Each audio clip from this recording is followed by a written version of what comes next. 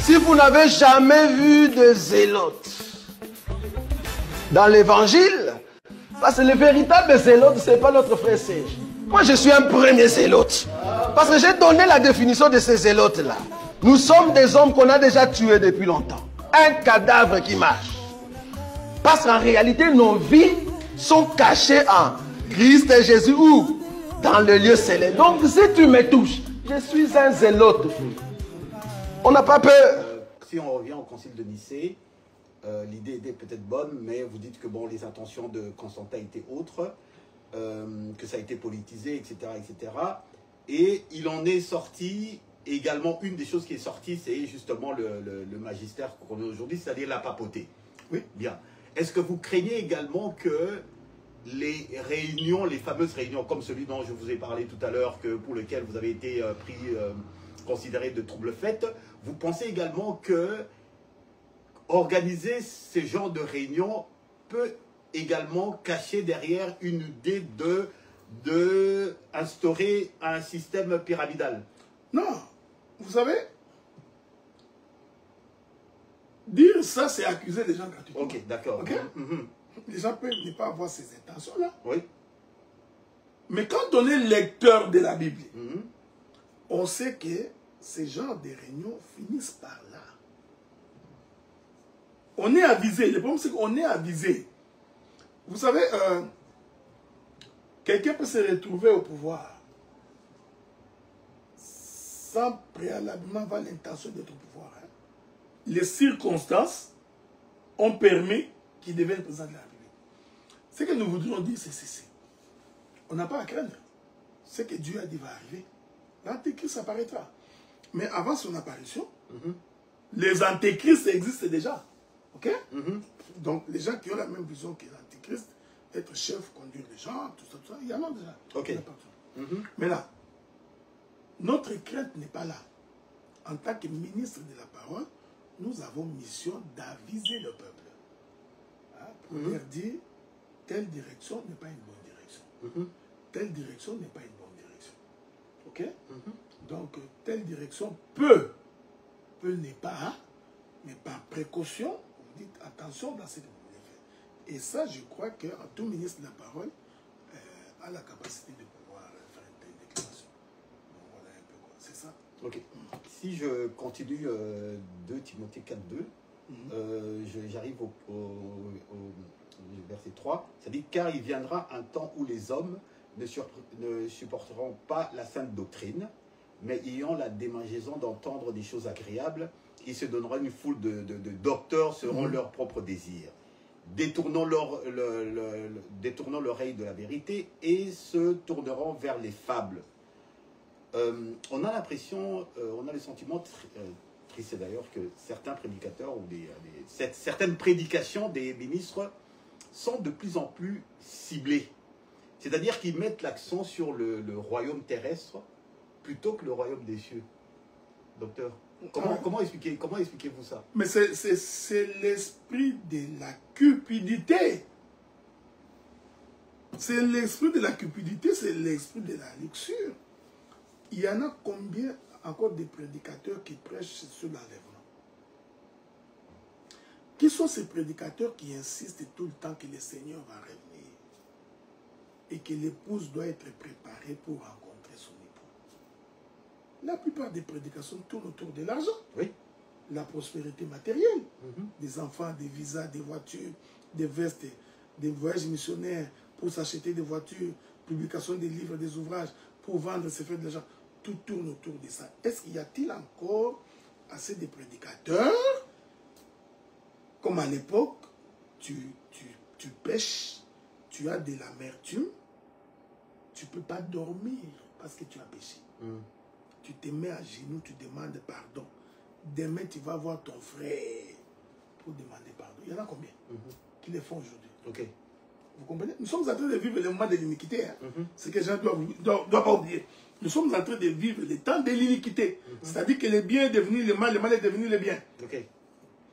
Les gens n'ont aucune conscience. Il peut insulter ta femme, tes enfants. Il n'a aucune conscience, ça ne le reproche pas. Combien y a-t-il encore de prédications portant sur la sainteté, la crainte des dieux. Y a-t-il encore des prédicateurs? Il y a certainement qu'il peut y avoir deux ou trois, mais qui se mettent du haut de la chair, prêchant la sainteté, la crainte des dieux. Le peuple touché se met à genoux et pleure. Il y en a. Nous sommes tous tournés vers le bien matériel. Chacun voudrait être chef quelque part, il voudrait se faire de l'argent quelque part, il veut s'acheter des voitures, s'acheter des maisons, toujours habillé à quatre épingles. Donc, nous nous sommes détournés de la mission que le Seigneur nous avait confiée. Y a-t-il encore des serviteurs qui se réunissent pour réfléchir sur comment procéder pour évangéliser? Nous sommes dans la ville de... Bon, là, je suis chez moi à Turso, mais disons, on est à Ottawa. Est-ce qu'il y a-t-il encore des serviteurs qui se mettent comme ça ensemble? Comment allons-nous faire pour que cette ville soit évangélisée? Les gens ne réfléchissent pas sur ça. Bon, vous organisez des réunions sans stratégie d'évangélisation. Les églises de réveil le font encore. Ils organisent des concerts avec comme base l'évangélisation, puisque bon, ils font la... Bon, même si on peut dire ce qu'on veut, mais bon, après, à la fin, ils font l'appel ce qu'ils appellent l'appel au salut. Je me souviens... Oui. Ton histoire de l'appel au salut. Ben, bien sûr, docteur. Moi, je fais rire. Oui.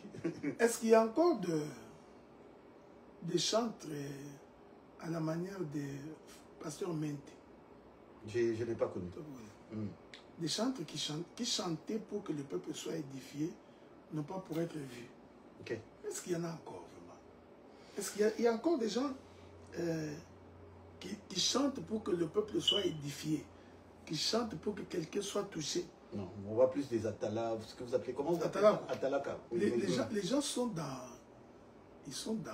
Les émotions, dans les matuvis. Ils sont dans les matuvis. Et la plupart des chansons qu'on écoute aujourd'hui sont des chansons de lamentation mondaine. Ok. Parce qu'il y a une différence entre les lamentations de Dieu et les lamentations mondaines. Toutes les chansons qu'on écoute ici, il m'a enlevé dans la souffrance, Dieu écoute ma prière, Dieu a vu ma souffrance, je n'avais pas du travail, il m'a donné du travail, Dieu, je n'avais pas d'enfant, il m'a donné des enfants, j'ai fait cet accouchement, il n'a pas marché. En fait, les gens n'observent pas. Toutes ces chansons-là sont mondaines. Ce sont des chansons qui tournent autour de tout ce qui est désir et besoin charnel. Donc, et tu verras beaucoup de mamans en train de surtout les soeurs en train de pleurer, émotionnées. Rares sont des chansons qui élèvent Dieu. Non pas pour ce qu'il a fait, mais pour ce qu'il est. Donc, aujourd'hui, il y a même des chansons qui sont devenues des prédications. Hein? Donc, chansons, prédications.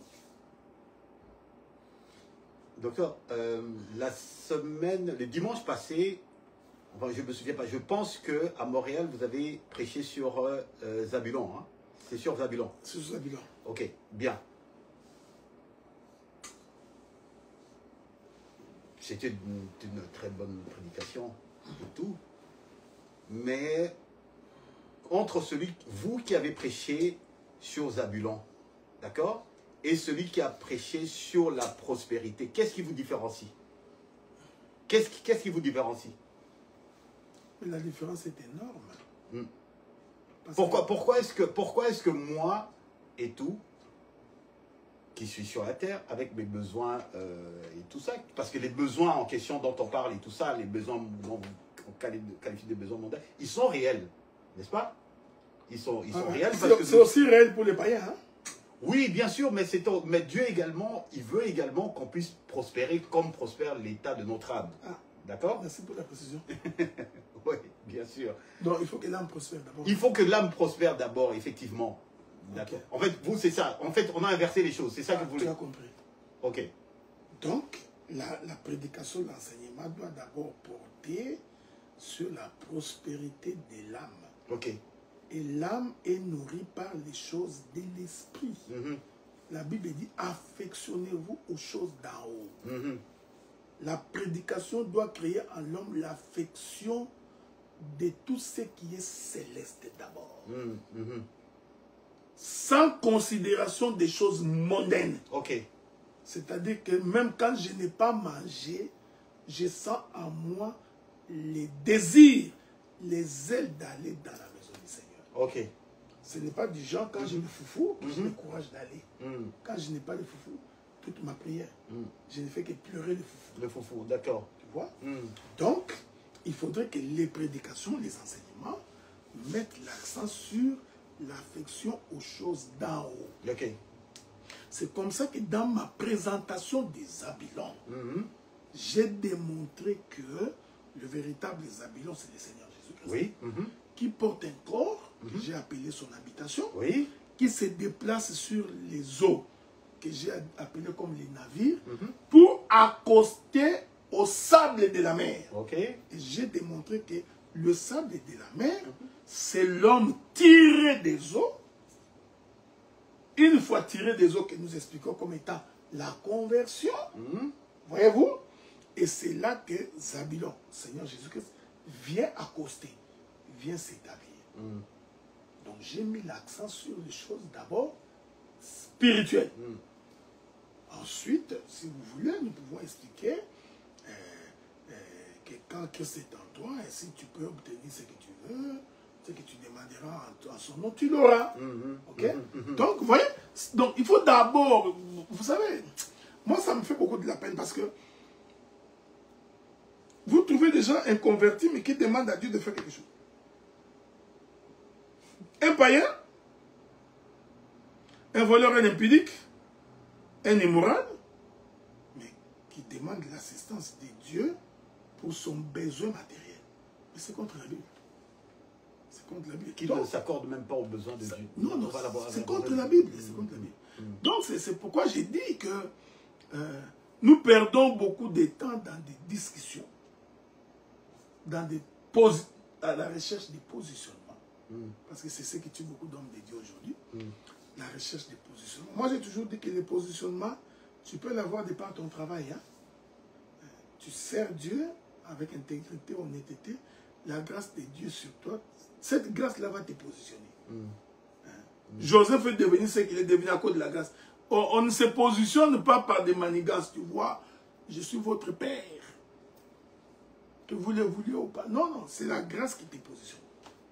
Alors, recherchez la grâce et vous serez positionné. Au lieu de vous battre inutilement pour des questions de position. Ok, et pour terminer, docteur, en fait, vous avez l'impression que on est dans une espèce de dérive, c'est-à-dire que la manière dont les ministres conduisent les choses maintenant, on est dans une espèce de dérive et tout ça qui nous emmènera à la perdition, forcément. C'est pour cette raison-là que vous combattez tout ce que... Comment vous appelez ça?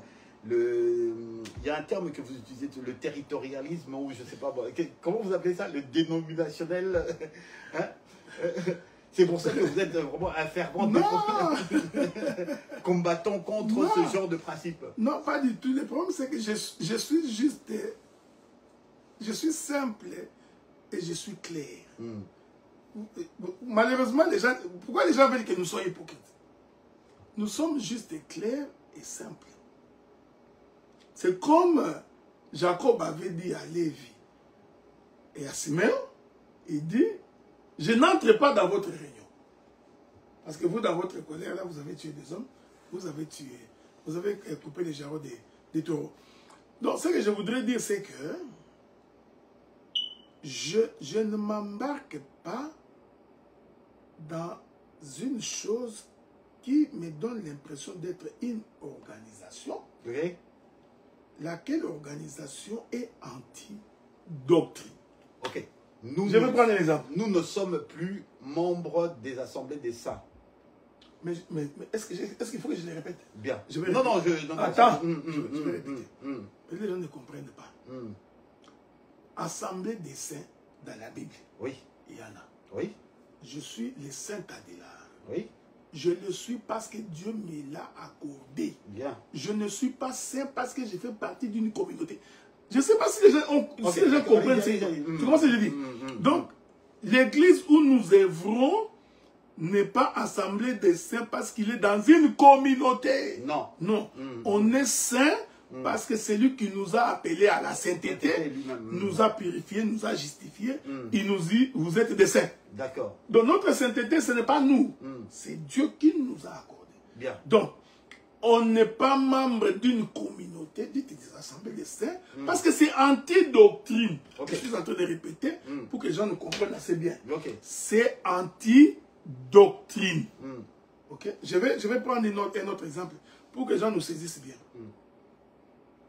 Vous savez, quand Dieu frappe les apôtres pour qu'ils soient éparpillés, pendant la tribulation,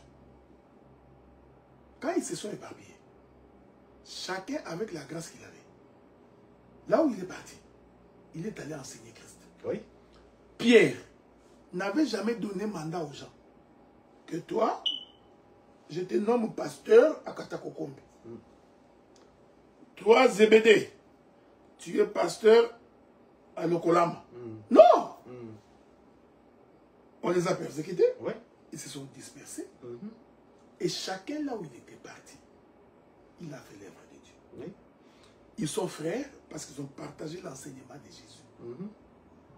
Mais ils ne peuvent pas se réunir. C'est ça, c'est là où se trouve le problème. C'est-à-dire que créer une réunion où toutes les églises... Mais nous rentrons chez les catholiques, chez les calotés. Ça, c'est catholique. C'est catholique qui disait... Je m'excuse. Je m'excuse pour mon front parler. Il y a des gens que je les énerve. S'il vous plaît, il faut prier des fois. Vous êtes un empêcheur de tourner en rond. Non, regardez. Moi, ça me fait beaucoup de la peine. Hein. Moi, je m'excuse beaucoup, mais ça me fait beaucoup de la peine. Vous savez que les offrandes qu'on donne à l'église, il y a une partie pour Dieu, oui, la part des ministres. Hein. Il y a l'autre partie qui sert à entretenir la communauté locale, hein, l'église locale. Oui. On est d'accord, non? Oui, certainement. Bon, maintenant, quand nous organisons un culte communautaire, cette offrande-là, vous renvoyez dans des églises locales où vous vous distribuez entre vous. Deuxième élément. Le fidèle, le chrétien, donne son offrande dans son église locale, là où il est enseigné. Ça, c'est la doctrine. On ne peut pas, vous ne pouvez pas changer la doctrine. Comme on est ici, toi, tu pries avec moi à Ottawa. Ton offrande, tu donnes à l'église d'Ottawa. Tu ne peux pas prendre ton offrande parce que tu es béni, parce que moi, je t'ai prêché. Je suis l'instrument que Dieu a utilisé pour te bénir. Maintenant, moi, je t'amène dans un culte communautaire. Tu prends cette offrande, tu mets dans les cultes communautaires qu'un autre ministre qui n'est pas ton enseignant va prendre. Non, c'est anti-doctrine.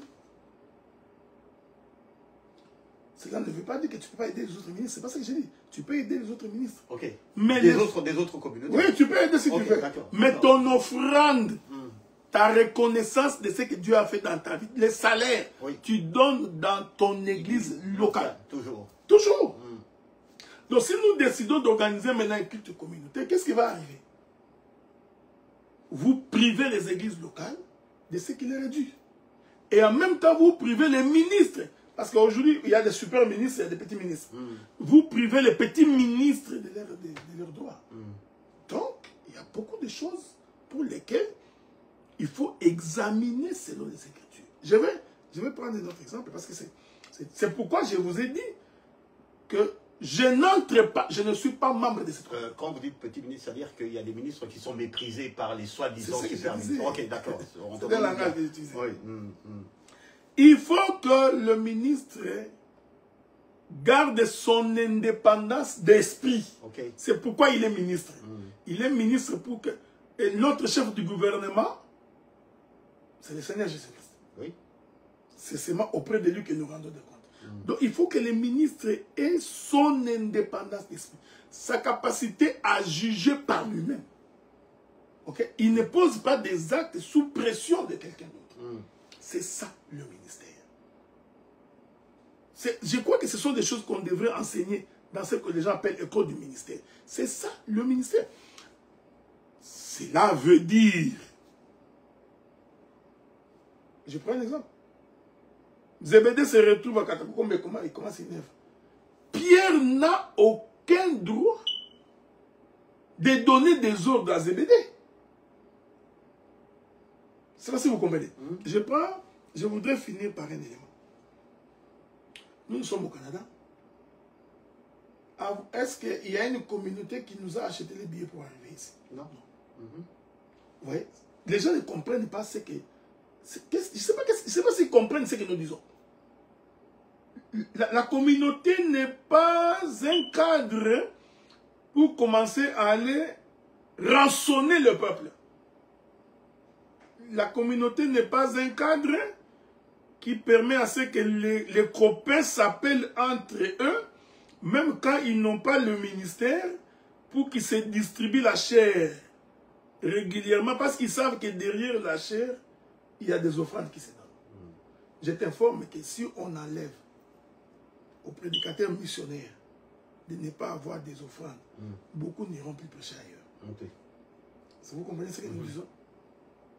Quelqu'un va me dire que c'est anti-doctrine. Bon, les choses à côté. Donc, c'est pourquoi je suis en train de dire, l'église locale a ses besoins. Il fait face à ses défis. Je prends un exemple, non? Maintenant, nous à Ottawa, on nous demande 1700 $ par mois pour payer ça. Qui nous donnera 1700 $? Oui, c'est vrai. Donc, votre communauté-là existe seulement quand vous voulez nous contrôler. Quand nous manquons des instruments, qui nous donne des instruments? Donc, vous comprenez que les gens ne sont pas vrais dans ce qu'ils font. Ils sont dans le faux. Et à ce titre-là, moi, les gens peuvent faire leur camaraderie s'ils veulent. Ça, c'est leur affaire. Mais moi, le docteur Adela, pour les gens qui me connaissent, non, je suis un homme, ce qui est faux est faux. Même si c'est au détriment de moi-même, je vous dirais que ça c'est de la fausseté. Est-ce que ça vous énerve? Ça peut probablement vous énerver. Christ n'avait pas traité les autres de tombeaux blanchis? N'avait-il pas dit que vous êtes de l'extérieur bien rempli d'ossements à l'intérieur? C'est pour autant dire qu'il est méchant qu'il les a insultés? Non. C'est-à-dire que quand la chose est mauvaise, elle est mauvaise. J'ai même appris qu'on me reproche d'être inconstant parce que j'avais publié une photo du docteur Kal. Ben, justement, ben oui, on a dit que vous étiez un provocateur. Vous êtes un semeur de troubles. Qu'est-ce qu'on n'a pas dit d'autre? On a dit que c'est une occasion, vous avez cherché une occasion encore pour vous faire remarquer. Enfin, qu'est-ce qu'on n'a pas dit? Bon, regarde. Vous savez, si ma parole compte, hein? Si ma parole compte, c'est que Dieu nous a donné la possibilité de parler pour que les gens écoutent. Vous savez, je ne vais pas citer les noms. Ils m'ont reproché d'avoir publié une photo dans les réseaux sociaux de quelqu'un que plusieurs considèrent comme étant personne non grata. Ok. Mais est-ce que tu sais qu'il y a un prédicateur qui habite Paris, qui est allé au Congo, du haut de la chair? Il a cité les noms de la personne pour qui j'ai publié la photo. Okay. Il a cité son nom du haut de la chair en disant qu'il était son prédicateur. Et qu'est-ce qui est arrivé à cette personne-là? Absolument rien. Est-ce que qui s'est plaint? Qui a dit un mot? Donc il y a une espèce de partisanerie. Mais c'est ce que je t'ai dit. Okay. C'est ce que je suis en train de dire, non? N'y a-t-il pas des hommes dans des réunions qui ne cessent de répéter à longueur de journée, tel nous a prêché, tel nous a prêché? Ça, c'est qui? Mais quand c'est le docteur Adela qui dit, il faut que les ciels et la terre soient remués. Donc ce n'est pas de la provoque. Bon, je vais dire ça une chose ici pour commencer. Les gens font la confusion. J'avais écrit ça dans l'un de mes textes. Les gens font la confusion entre haïr le péché et haïr la personne. Okay. Il y a une confusion terrible. Nous sommes parmi les rares prédicateurs. Nous haïssons le péché. Nous ne ferons jamais de la compromission à ce qui concerne le péché. Nous dirons que tel prédicateur, tel autre, il est impudique, idolâtre. Nous continuerons à dire ça, mais nous n'aurons jamais la haine de la personne. Ok. Tu vois, c'est ça toute la différence. Mais pourtant, docteur, lorsqu'on vous a demandé, on vous a proposé de vous retrouver dernièrement, et tout ça pour pouvoir justement enterrer la hache de guerre, et tout ça, vous avez refusé. On vous a tendu la main, vous avez refusé. J'ai refusé parce que Deutéronome dit, quand tu fais la réponse à ton ami, fais attention pour que tu ne te charges pas de son péché.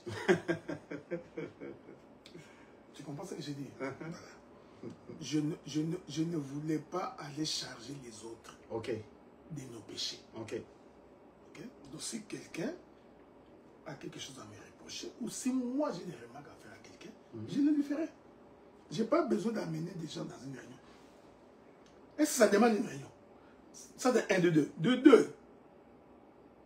Mais si vous causez du tort à votre frère, réparez-le. Et si vous croyez que ce que vous avez fait, ce n'est pas du tort, vous confirmez. Vous comprenez ce que j'ai dit? Donc, vouloir parler avec toi ne veut pas dire que j'ai renié ce que tu es. Non. Tu es un impudique. Tu es un impudique. Même si je te parle, tu restes un impudique. Je ne change pas d'avis. J'ai entendu un pasteur qui dit que non, le docteur est inconstant. Non, je ne suis pas inconstant. Je suis logique dans ce que j'ai dit.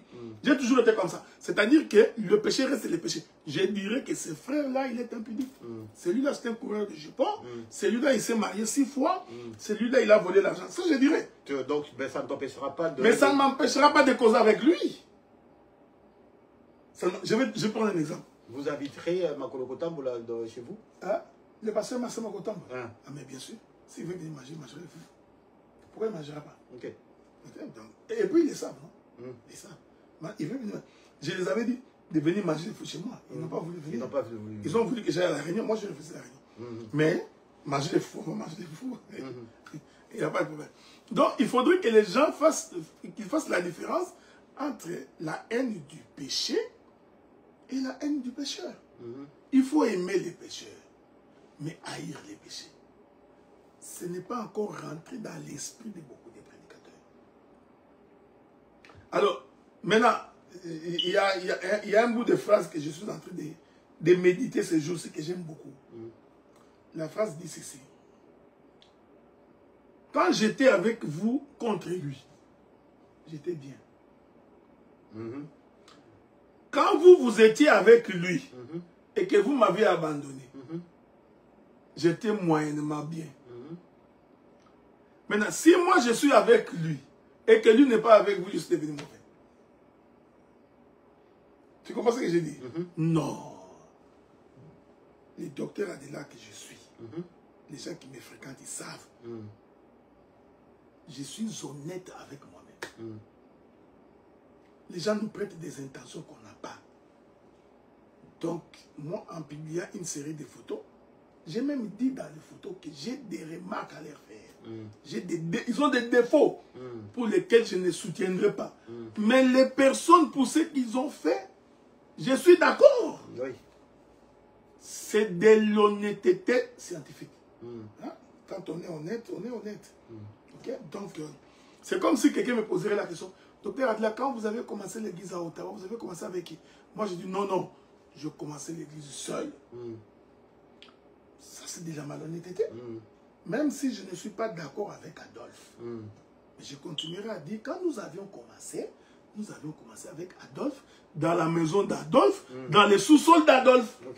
C'est de l'honnêteté. Donc, ce n'est pas parce qu'aujourd'hui, l'église est devenue grande, on en a 2. Donc, finalement, je vais balayer toute l'histoire dire que non, Adolphe Lysenja n'a jamais existé, c'était un faux frère. Non, non, non, non, non.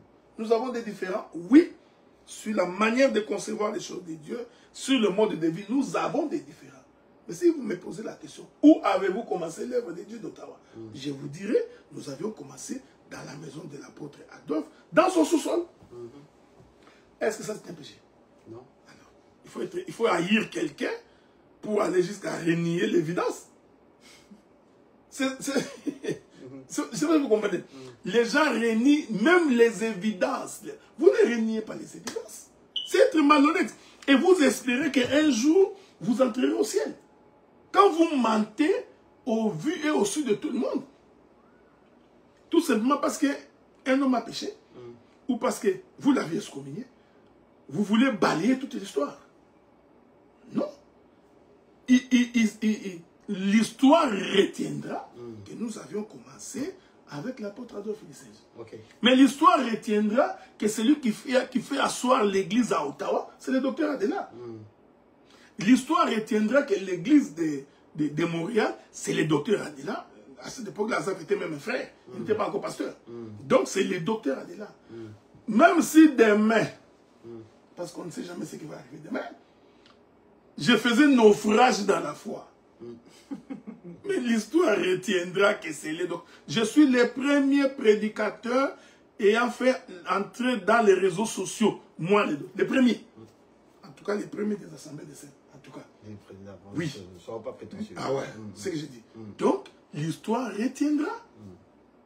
L'histoire retiendra que si on est connu aujourd'hui, ce n'est pas à cause du fait que nous contestons comme tout le fait, non. On est connu parce que les gens savent de quelle manière nous présentons l'évangile. Oui. De quelle manière nous...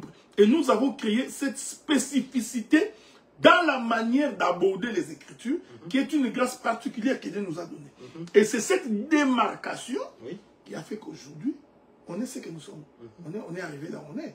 Donc, même si demain, je suis excommunié, dépouillé. Et l'histoire retiendra également que notre assemblée, qui est à Montréal, qui est à Ottawa, nos assemblées sont sorties des assemblées des saints. Ah, mais bien sûr. Ok. Mais non, il faut faire attention. C'est là que je te prends avec toi. Docteur. Non, regarde mon frère. Tu sais, tu comprends. Non, regarde l'histoire. Regarde. D'accord. Moi, il y a 3 ans, je pense, j'ai rejoint les assemblées de saints. En ce moment-là, j'étais à Montréal, les assemblées des saints de Montréal. Ensuite, je suis venu à Gatineau, assemblée des saints d'Ottawa. C'est que j'essaie de faire... On parle d'histoire. C'est que j'essaie de faire comprendre. Oui. Je te fais comprendre qu'il ne faut pas considérer l'assemblée des saints dans une forme dénominationnelle. Ça, j'ai compris. Voilà. Mais donc, moi, j'ai des comme tu me vois là, je suis toujours assemblée des saints. Okay. Mais je ne suis pas dans une forme de communautarisme. Oui, d'accord. Tu comprends ce que je dis? D'accord. Mais je suis de l'assemblée des saints. Okay. L'assemblée pour qui le Seigneur est mort, il a donné de sa vie pour que quelque chose soit arrivé. Donc maintenant, les invitations que nous recevons, nous les recevons parce que les gens trouvent que nous avons une grâce particulière à pouvoir prêcher quelque chose. On ne nous invite pas parce que nous sommes membres d'une assemblée des saints. Non, bien sûr que non. Si c'était le cas, alors on inviterait tous les prédicateurs. Même les gens qui invitent, choisissent, ils disent non, pas lui, c'est lui. Parce qu'ils savent que la question n'est pas être membre d'une communauté. La question, c'est que quelle est la grâce qui est sur l'homme. Oui, si la grâce est sur l'homme. par rapport aux hommes, effectivement. Donc, vous comprenez? Donc, c'est un peu ça. C'est que moi, je voulais amener pour dire que les églises locales sont autonomes et indépendantes. Nous ne recevons des ordres de personne. Okay? Personne ne peut nous contrôler. Personne ne peut nous donner des ordres. En tant que ministre, vous me faites une recommandation. J'ai le droit de l'accepter ou de ne pas l'accepter. Maintenant, l'Écriture dit aussi que deux ne peuvent pas marcher ensemble s'ils ne s'accordent pas. Donc, si à un moment donné, ce n'est pas parce qu'on ne s'est pas accordé qu'on est devenu des ennemis. Non. J'essaie d'aider ceux qui vont nous suivre. Hein? Parce qu'il y en a d'autres. J'ai entendu quelqu'un dire, oh, laissez-nous en paix, sortez de notre communauté. Non. Je ne comprends pas ce que nous disons. Nous ne nous sommes pas accordés, mais nous ne sommes pas des ennemis. Tu commences à Il y a eu des précédents d'ailleurs chez les hommes. Même Paul qui avait un désaccord avec Marc, à un moment donné, il a encore demandé qu'on lui fasse venir Marc, qu'il avait besoin de Marc pour le travail. Ok? Donc, par rapport à la vision, par rapport à la manière dont je vois les choses, je me suis dit, non, je n'entre pas dans ce qu'on appelle le communautarisme. Je le répète très clairement. Je n'entre pas dans le communautarisme. Je suis ministre de la parole. Si je commets un péché, un autre ministre a l'obligation de me réprimander. Je commets une erreur, il a l'obligation de me réprimander. Mais il n'a aucune autorité de prendre une décision sur moi. L'autorité, c'est l'autorité de la parole. Donc, si je fais quelque chose qui exige à ce que la parole impose sur moi un certain nombre de sanctions, je me soumettrai sans discussion. Mais je ne me soumets pas à la volonté d'un homme. C'est ce que les gens doivent comprendre. C'est-à-dire que c'est pas... Comment voulez-vous, nous sommes au Canada, que quelqu'un qui se trouverait en Allemagne me donne des ordres? Donc c'est une aberration spirituelle que j'essaie de faire un effort de comprendre, que je ne comprends pas. Donc l'histoire retiendra que c'est le docteur Adela qui a accueilli le pasteur Robert, parce qu'il est devenu pasteur, non? Oui, il est pasteur. C'est l'histoire retiendra. C'est le docteur Adela qui a accueilli le pasteur Robert, qui lui a donné le micro, prêché pour la première fois, avec toutes les erreurs qu'elle a commises, qu'on a essayé de corriger, d'orienter. Donc, étant arrivé quelque part, l'histoire retiendra que c'est le docteur Adela. On ne peut pas effacer ça. Vous comprenez? Même s'il y a un différent, ça on n'efface pas. Donc l'histoire ne peut pas effacer des choses qui sont si évidentes. Donc nous avions accueilli l'apôtre Franck. Au milieu de nous, nous avions accueilli le docteur Jean-Michel Mbach, que je salue en passant, parce qu'il m'a écrit. Donc le pasteur Papi Kintoat, nous l'avions accueilli. L'histoire retiendra. Mais nous ne sommes pas dans... Même nous ici, on n'est pas dans une communauté. Non. Vous comprenez? Donc l'apôtre Franck est dans sa communauté de son église locale. Le pasteur Papi Kintoat est dans sa communauté de son église locale. Nous, on est dans notre. Donc il n'y aura jamais un culte communautaire. Que nous allons nous assembler. Non. Si elles veulent faire qu'ils les fassent. Mais moi, je ne viens pas. Vous comprenez ce que je dis? Parce que je trouve que ces choses-là sont anti-doctrine. Est-ce que si j'ai dit ça, je suis devenu ton ennemi? Non. C'est pour dire que je vous combats. Je ne vous combats pas. C'est mon opinion. Parce que j'ai entendu que le docteur Aguilar a combattu la combattante. J'ai pris les armes haut. Donc voilà un peu ce que je peux dire à ce sujet. Bien. Nazakomata